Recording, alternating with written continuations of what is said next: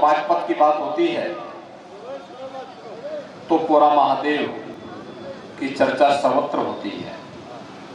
तो देवादिदेव महादेव हैं और उनकी कृपा इस जनपद पर, यहाँ के वासियों पर सदैव बरसती है। मैं पूरा महादेव की इस धरती को कोटि कोटि नमन करता हूँ। भाइयों बहनों, जब छपरौली की बात होती है तो मुझे चौधरी चरण सिंह जी भी याद आते हैं।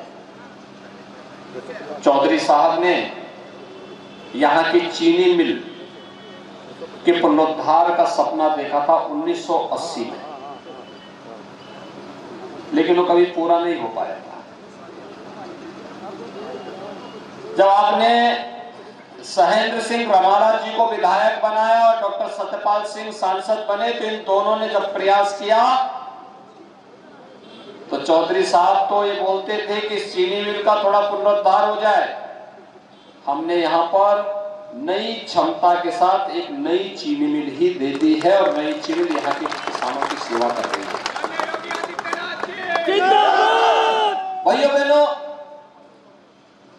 पूरा महादेव की जब मैं चर्चा कर रहा था तो पश्चिमी उत्तर प्रदेश में कावड़ यात्रा की चर्चा भी होती थी। याद करिए,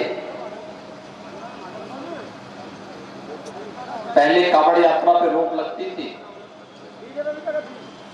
और समाजवादी पार्टी का मतलब तो जो मुजफ्फरनगर का दंगा करवा दे, कोसी कला में दंगा करवा दे, सचिन और गौरव जैसे युवकों की हत्या इसलिए हो जाती है क्योंकि उन नौजवानों ने अपनी बहन की रक्षा करने के लिए वे गए थे और इस आधार पर उनकी निर्दोष नौजवानों की हत्या कर दी जाती है।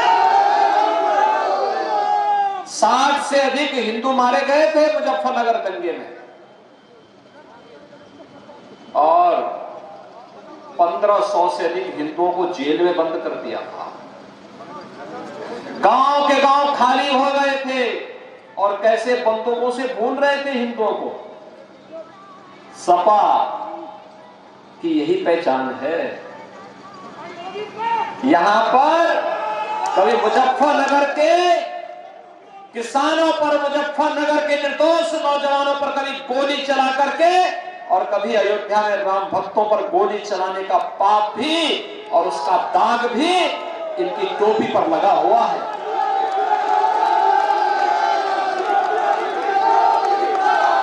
इन निर्दोष राम भक्तों के खून से भी इनकी टोपी लगी हुई है और दंगों में मारे गए निर्दोष सचिन हो या फिर गौरव या फिर यहां के वे सभी नौजवान और वे सभी किसान जो मुजफ्फरनगर दंगों के शिकार हुए थे, वे सभी समाजवादी पार्टी के पाप के दाग से इनकी टोपी लगी हुई है। भाइयों बहनों, दुनिया के अंदर कोई और समाज होता तो समाजवादी पार्टी इस बेशर्मी के साथ वोट मांगने के लिए नहीं आती जिस रूप में आज वो आती है।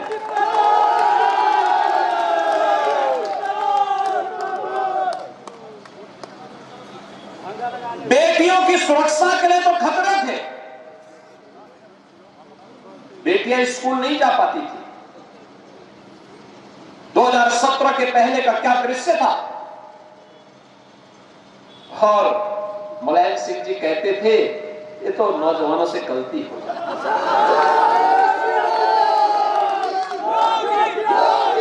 बेटी की सुरक्षा खतरे में है। बेटी को कोई भी मां बाप चाहता है कि अपने संरक्षण में अच्छी पढ़ाई करवाई जाए, लेकिन उन लोगों को लगता है कि नहीं, ये तो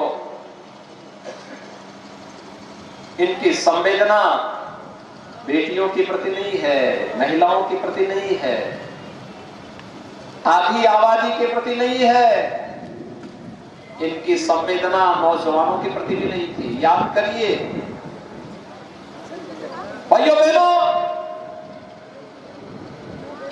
भर्ती निकलती थी ना,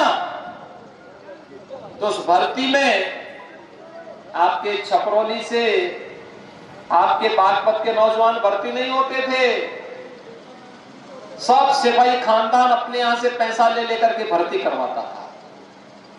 और हमारी सरकार बनी, अकेले बागपत के एक ही गांव के 27 नौजवान पुलिस में भर्ती हुए थे।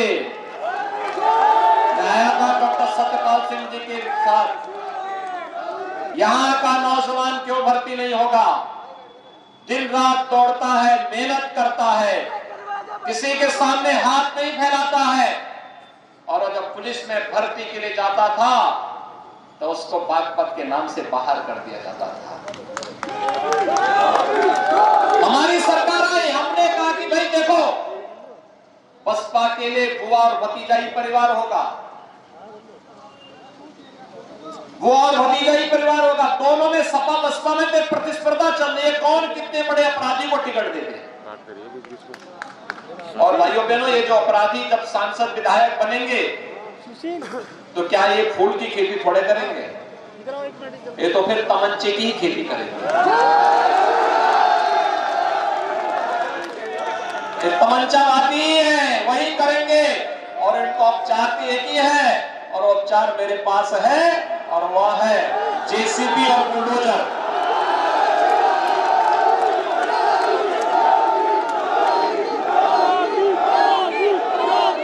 इनका उपचार तो एक ही है, एक कानून का राज।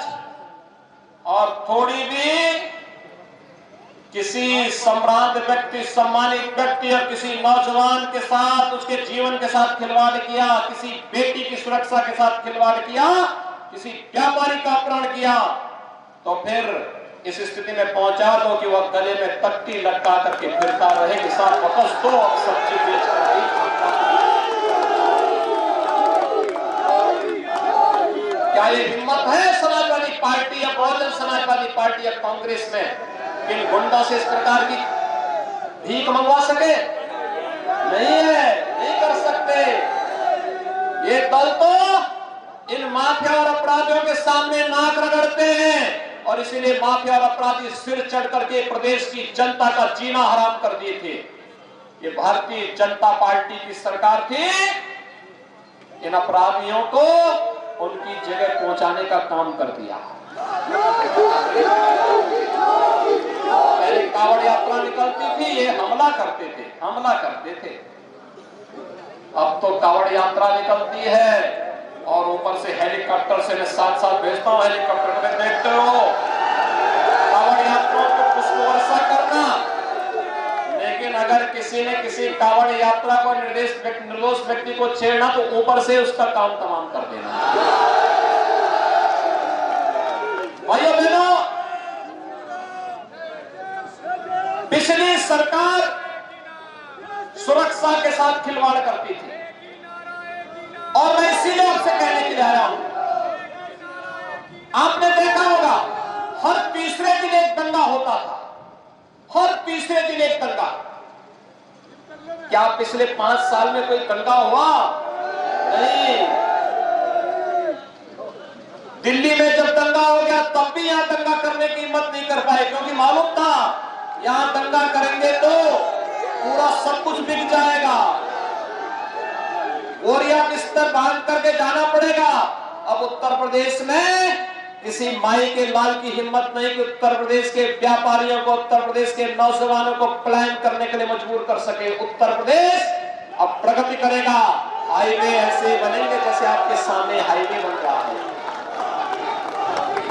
ये हाईवे में तो सपा ने रोका हुआ था, नहीं बनने दे रही थी। भारत सरकार पैसा देना चाहती थी, और सपा इसलिए नहीं बनने देना चाहती थी क्योंकि वो अपना मनपसंद ठेकेदार नहीं दे पा रहा था।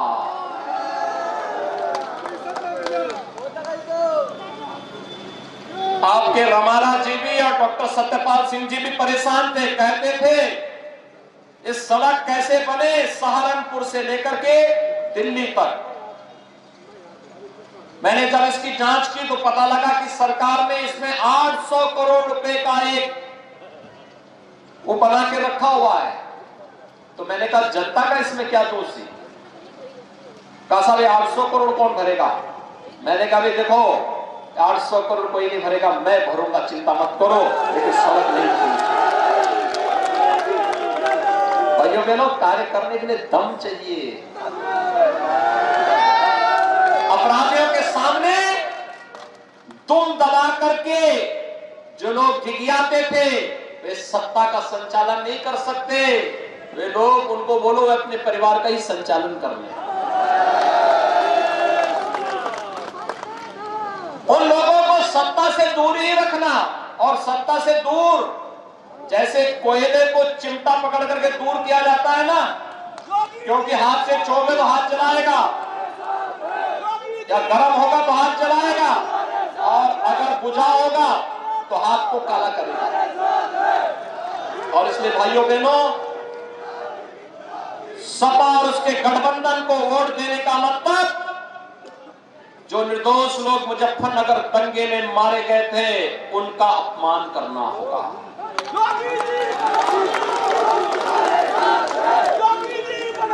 उस समय कहां चले गए थे लोग? जब दंगे हो रहे थे तब इन लोगों का कहीं अता पता नहीं था, और चीनी मिल भी नहीं लगा पा रहे थे, किसानों का गन्ना मूल्य का भुगतान भी नहीं कर रहे थे, किसानों की उपज को भी नहीं खरीदते थे, नौजवानों को नौकरी भी नहीं देते थे, बेटियों को सुरक्षा भी नहीं देते थे, कांवड़ यात्रा भी नहीं होने देते थे, और श्री कृष्ण जन्माष्टमी नहीं होने देते थे। और इसीलिए भगवान कृष्ण उनके सपने में आके कोसते होंगे, कहते होंगे अरे कैसे व्यक्ति हो भाई, उसको लोक लाज कर लो। जब सत्ता सौंपी थी तो मेरी कोसी कला में दंगा करवाते थे, जब सत्ता सौंपी थी तो जवाहरबाद की घटना करवाते थे, नौजवानों के जीवन के साथ खिलवाड़ करते थे, जब सत्ता मिली बेटियों की सुरक्षा के साथ खिलवाड़ करते थे, और फिर अब जनता को गुमराह कर रहे हैं कि भगवान कृष्ण मेरे सपने में आएंगे। मैं विश्वास के साथ कहता हूं, कृष्ण भक्त तो हम लोग हैं, भगवान कृष्ण तो हमारे सपने में जरूर आएंगे, वहां तो कंस ही जरूर आएगा।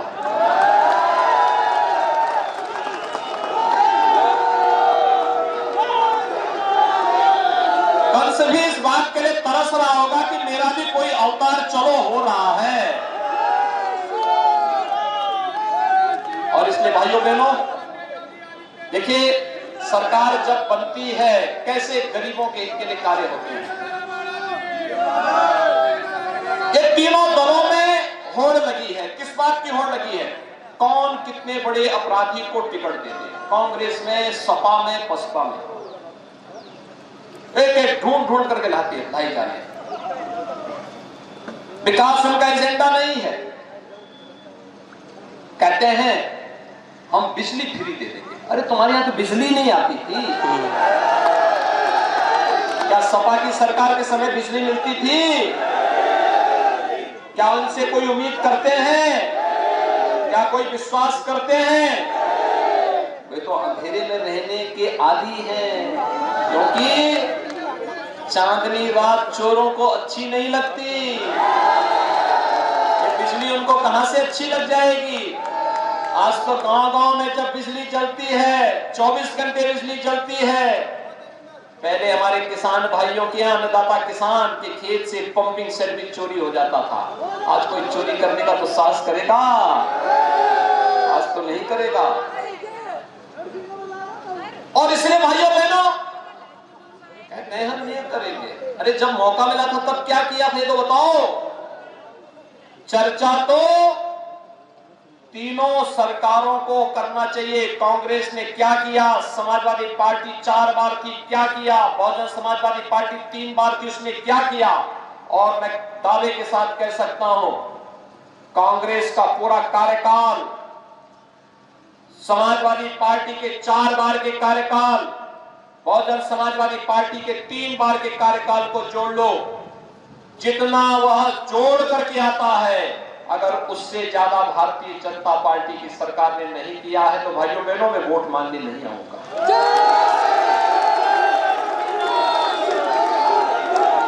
हमने तो 45 लाख गरीबों को एक एक आवास दिया है। पहले मुख्यमंत्री बनते थे, मंत्री बनते थे, अपने लिए आवास बनाते थे, गरीब की चिंता नहीं करते थे। हमें मौका मिला, हमने कहा नहीं, मुख्यमंत्री का तो कोई भी नहीं, मेरे लिए तो उत्तर प्रदेश की 25 करोड़ जनता परिवार है, लेकिन प्रदेश के गरीबों का मकान बनना चाहिए। 43 लाख गरीबों का एक एक मकान बना के दिए। भाइयों बहनों, मजरे मजरे में विद्युतीकरण का काम करवाए हैं 1,21,000 मजरों में, और फिर 1,43,00,000 गरीबों को फ्री में बिजली का कनेक्शन दिए हैं। 1,56,00,000 गरीबों को रसोई गैस के निःशुल्क कनेक्शन उपलब्ध करवाए हैं। 1 करोड़ वृद्धजन, विधवा महिलाएं, दिव्यांग जनों को 12,000 रुपए हर वर्ष पेंशन की सुविधा हम लोग दिए हैं। 9 करोड़ गरीबों को 5 लाख रुपए की साल में स्वास्थ्य की गारंटी का कार्ड उपलब्ध करवाए हैं। कहीं भी जाएंगे वो कार्ड से उनका उपचार हो जाएगा। और 15 करोड़ गरीबों को, डबल इंजन की सरकार है तो डबल डोज राशन का भी उपलब्ध करवाने का कार्य कर रहे हैं।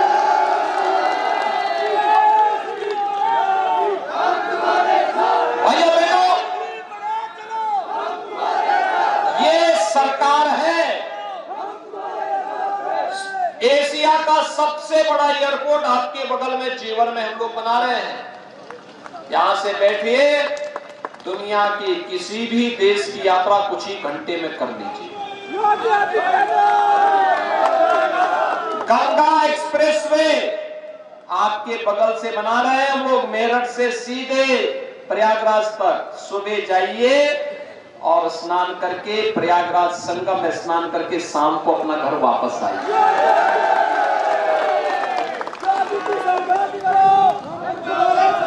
समाजवादी पार्टी तमंचों की फैक्ट्री लगाती थी, हमने उसको बैन करके कहा नहीं, डिफेंस कॉरिडोर बनेगा, डिफेंस कॉरिडोर तो बनेगी जो पाकिस्तान की सीमा पे गड़गड़ाएगी।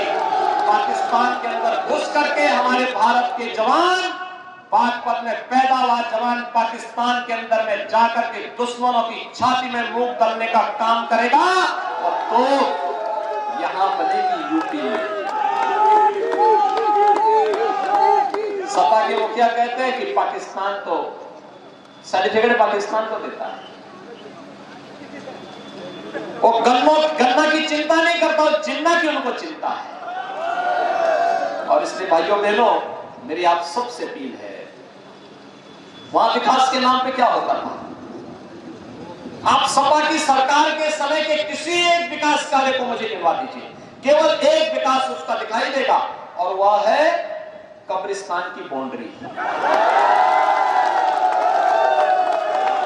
कब्रिस्तान की बाउंड्री के अलावा कोई विकास वहां हुआ ही नहीं।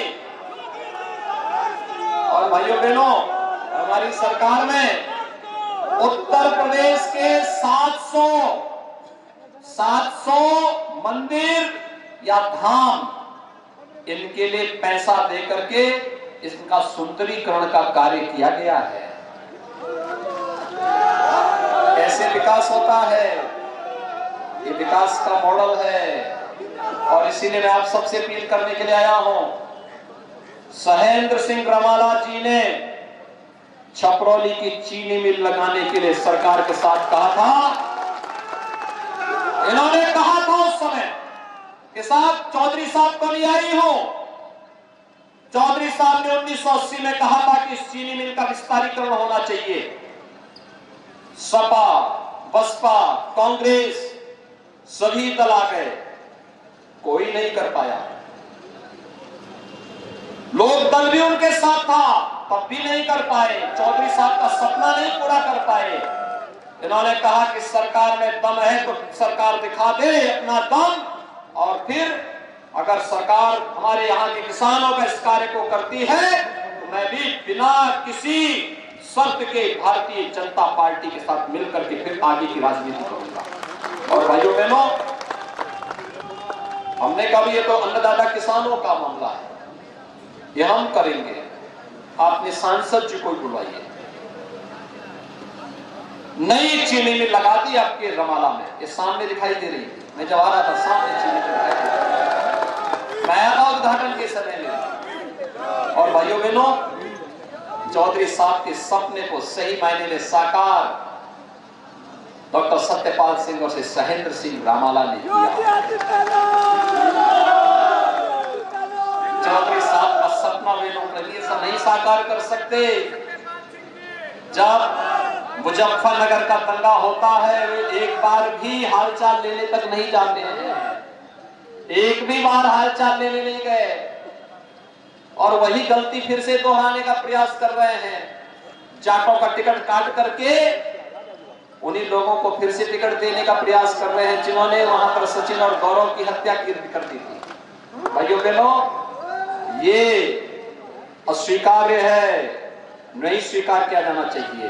और मेरी आप सबसे अपील होगी, आप सबसे मेरी अपील होगी, अगर आप चाहते हैं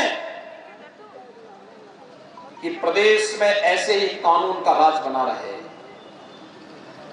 अगर आप चाहते हैं कि थानों का संचालन कोई हिस्ट्री शीटर न करे, अगर आप चाहते हैं कि तुष्टीकरण की जिस नीति को सपा ने, बसपा ने, कांग्रेस ने प्रदेश के अंदर लागू करके प्रदेश को दंगों की आग में झोंका था, ये बंद होना ही चाहिए। अगर आप चाहते हैं कि सोतीगंज जैसे बुलडोजर चलते रहें, अगर आप चाहते हैं कि बेटियों की सुरक्षा की पुख्ता व्यवस्था हो, अगर आप चाहते हैं हमारे नौजवानों को नौकरी और रोजगार की ऐसी गारंटी मिलती रहे, अगर आप चाहते हैं अन्नदाता किसानों का सम्मान होता रहे और उनका गन्ना मूल्य का भुगतान समय पे होता रहे, अगर आप चाहते हैं कि सर्वत्र कानून का राज हो, आस्था का सम्मान हो, कांवड़ यात्रा इसी सम्मान के साथ चलती रहे, गांव, गरीब, किसान, नौजवान, महिलाएं और समाज के प्रत्येक तबके का सम्मान और उत्थान इसी प्रकार से होता रहे, तो इसके लिए मैं आपके पास आया हूं आपसे अपील करने के लिए। अपील एक ही, भारतीय जनता पार्टी ही राष्ट्रवाद, सुशासन और विकास के इस अभियान को आगे बढ़ा सकती, मात्र भारतीय जनता पार्टी। और भारतीय जनता पार्टी में जानता हूं चुनाव आयोग ने कुछ गाइडलाइन तय की, उस गाइडलाइन के अनुसार यहां सीमित संख्या में लोग हैं। मैं देख रहा था बाहर भी, सड़कों पर भी, चारों तरफ हजारों लोग खड़े हैं। मेरी भी इच्छा थी उनके बीच में आने की। मैं तो रमाला जी को बहुत दिन से कह रहा था कि मुझे आना है छपरोली में। और भाइयों बहनों, मैं आज सबके बीच में इसीलिए आया हूं आपसे कहने के लिए कि आप सब जानते हैं कि बहुत ज्यादा हम लोग बड़ी सभाएं नहीं कर पाएंगे। आप में से हर एक व्यक्ति को सहेंद्र सिंह रमाला बनना पड़ेगा, गांव-गांव, घर-घर जाना पड़ेगा, मेरी अपील को उन लोगों तक पहुंचाना पड़ेगा, और फिर कमल के निशान पर वोट देने के लिए लोगों को प्रेरित करना पड़ेगा। क्योंकि इसके अलावा कोरोना कालखंड में दूसरा माध्यम नहीं, हर एक व्यक्ति को घर घर जाकर के जिम्मेदारी निभानी पड़ेगी। आपके पास स्मार्टफोन होगा, आप सोशल मीडिया में होंगे, फेसबुक पर, व्हाट्सएप पर, इंस्टाग्राम पर, जहां भी जिस भी माध्यम से हो सकता है, एक एक व्यक्ति को जोड़ करके कमल के निशान के साथ जुड़ने की अपील उनसे करिए। और क्यों, सुरक्षा और समृद्धि के लिए भारतीय जनता पार्टी ही एकमात्र विकल्प है, कोई दूसरा नहीं इसका विकल्प हो सकता है। सबका कार्यकाल लोगों ने देखा है, और मेरी आप सबसे अपील होगी, आप इस पर करेंगे। क्या आप लोग सब मेरी बात से सहमत हैं? सभी लोग दोनों हाथ पा करके, उस सड़क के उस पार भी लोग हैं बड़ी संख्या में, मेरी उनसे भी अपील होगी, क्या वे लोग सहमत हैं? सभी लोग सहमत हैं? तो मेरे साथ दोनों हाथ पकड़ के बोलेंगे भारत माता की